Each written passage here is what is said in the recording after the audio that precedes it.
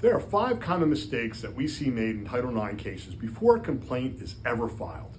Hi, I'm attorney Adam Zucker, and here are the 5 mistakes. The first is sending an apology text. What will happen is the person will receive a text from someone that they were with saying, "Last night was not okay," or "I don't appreciate what you did." And then they'll immediately fire a text back apologizing.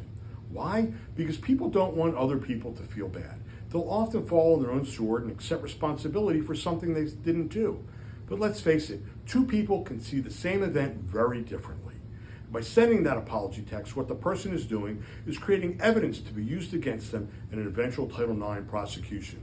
They're going to have to answer to the university as to why they sent the text and what they were apologizing for. The second is participating in a group chat or conversation with friends about private events that happened with another individual. Let's face it, private things should stay private.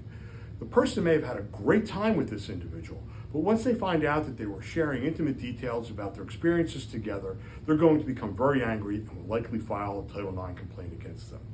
The third is deleting, unfriending, or blocking people who have said bad things about them on the social media accounts.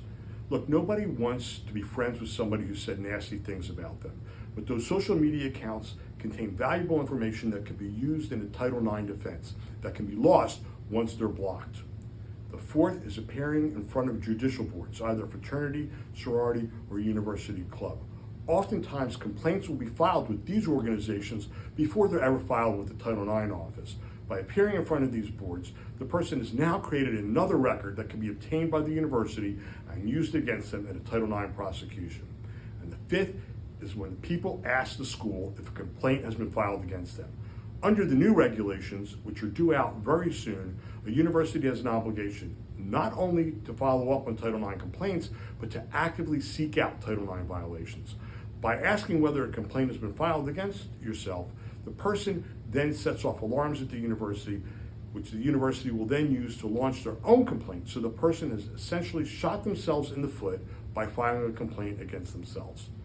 If you have a question about Title IX, please feel free to call our office at Mudrick Zucker, and we'll be happy to answer your questions.